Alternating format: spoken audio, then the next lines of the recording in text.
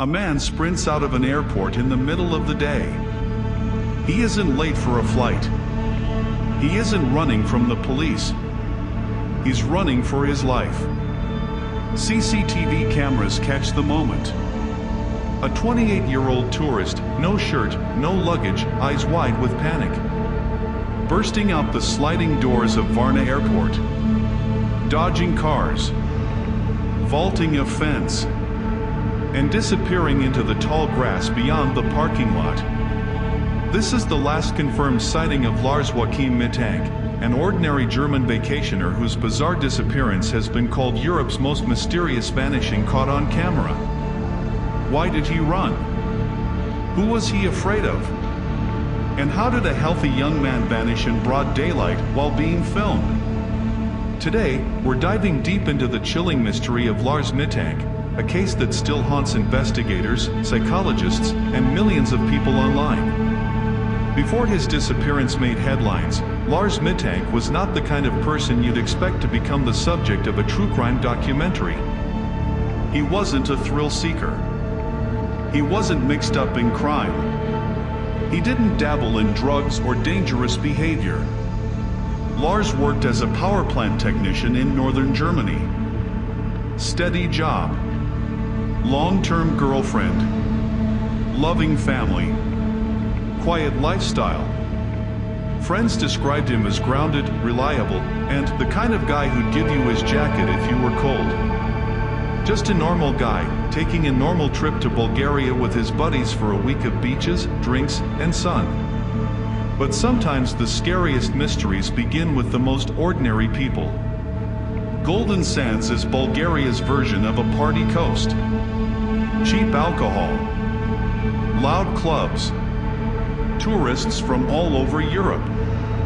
It's the kind of place young people visit to forget their responsibilities for a while. For the first few days, Lars did just that.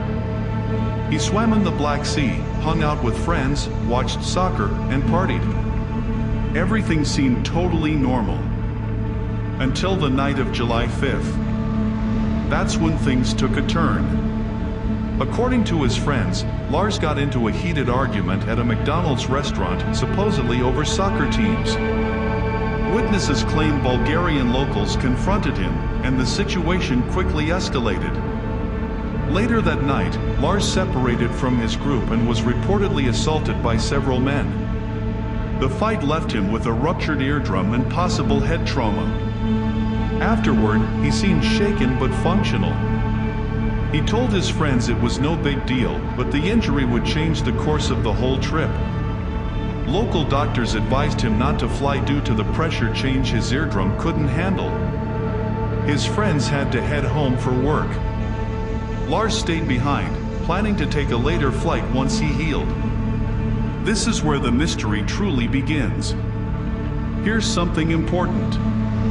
After his friends left, Lars chose a small, inexpensive hotel near the airport, the Hotel Color. What happened inside that hotel is one of the most disturbing parts of this case. Within hours of checking in, Lars began behaving strangely.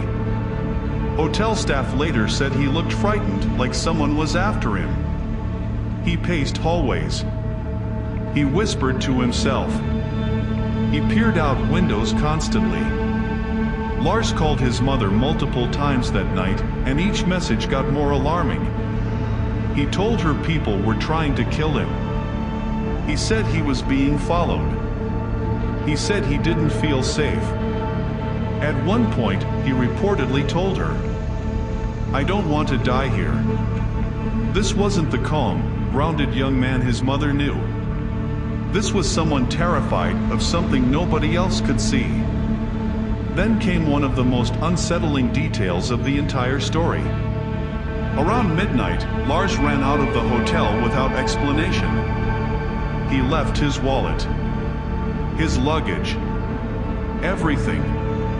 He disappeared into the night for hours.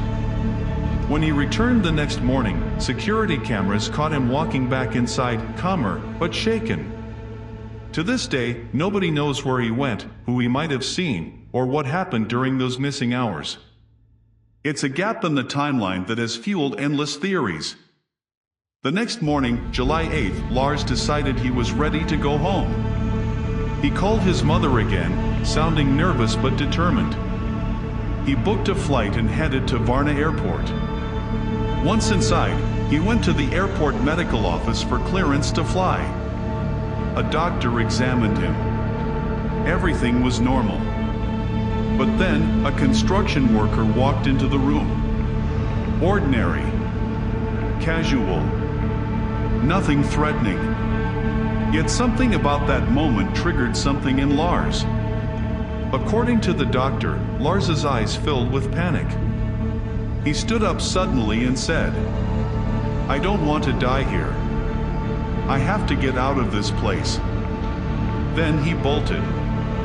What happens next is the most infamous footage in the entire case.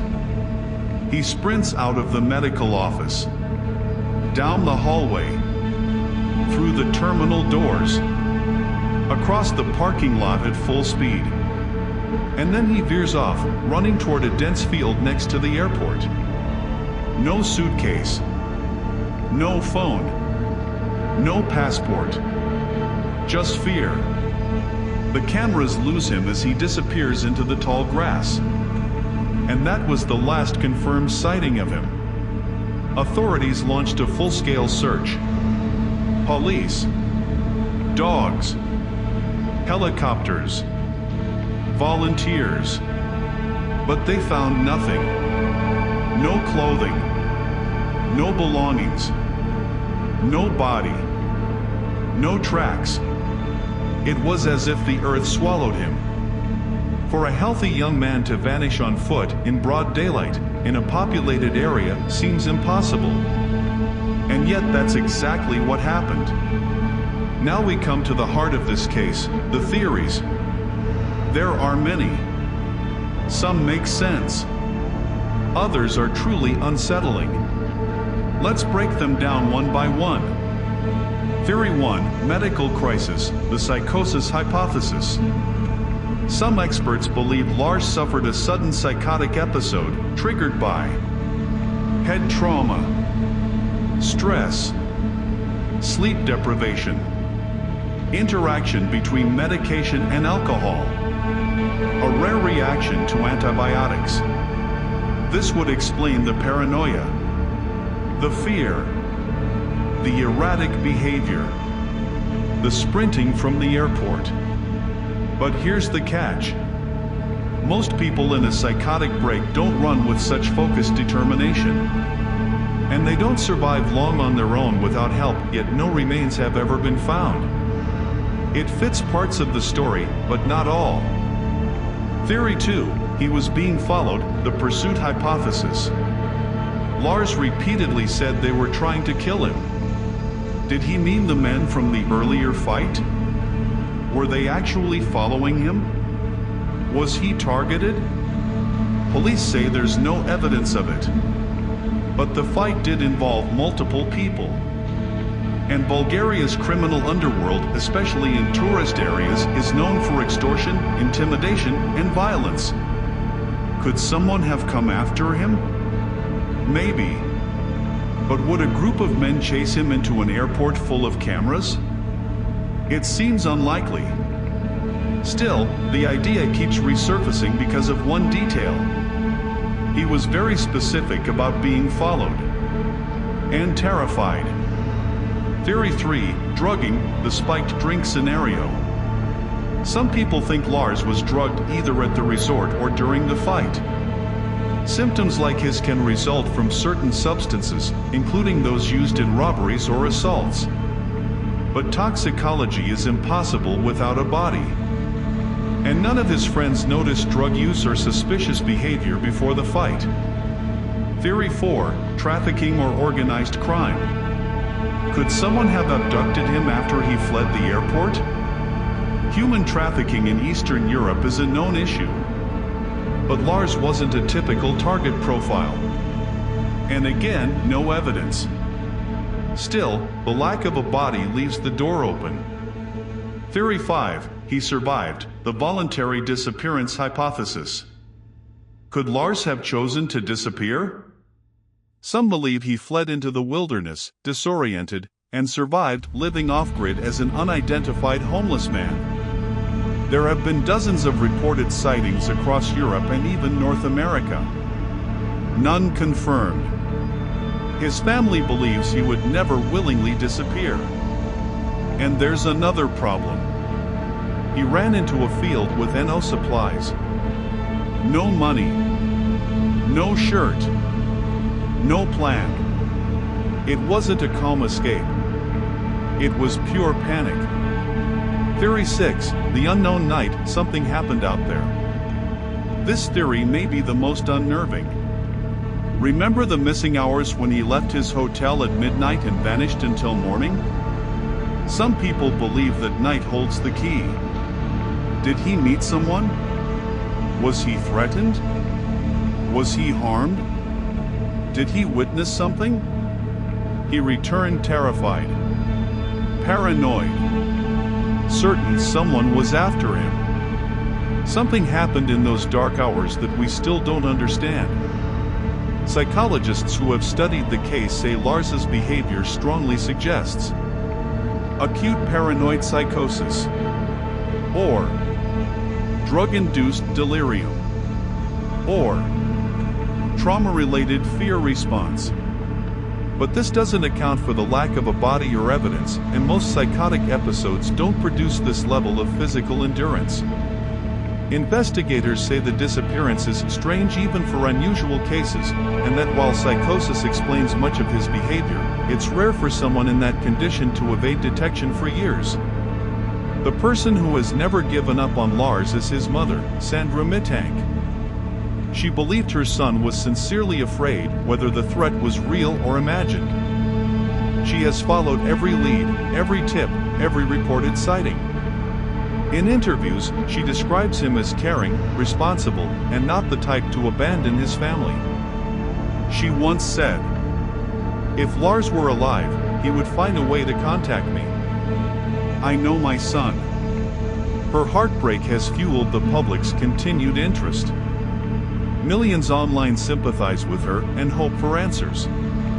Lars Mittank has become something of a legend online. True crime communities call him the most famous missing tourist in the world. Reddit threads analyze every frame of his airport dash. YouTube channels dissect theories. TikTok spreads clips of his final moments. What makes this case stand out isn't just the mystery. It's the footage. It feels like watching a horror movie, but it's real. A man running for reasons we still don't understand. When you watch the video, you can't help but think, what was he seeing? What was he feeling? What was he running from? There are thousands of disappearances every year. Most are never solved. But the case of Lars Mittank sticks with people in a different way. Because we see him. We see the fear. We see the desperation. We see the moment everything goes wrong. We watch a young man run out of an airport, something none of us expect to witness, and vanish like a ghost.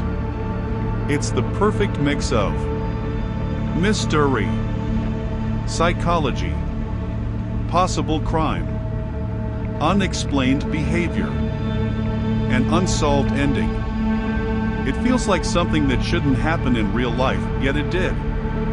If you have any information about the disappearance of Lars Mittank, even the smallest detail, his family still asks for your help. Because somewhere out there, whether in memory or in truth, his story isn't finished. Thank you for watching. If you found this documentary compelling, please like, share, and subscribe for more deep dive investigations. And tell us in the comments, what do you think happened to Lars Mittank?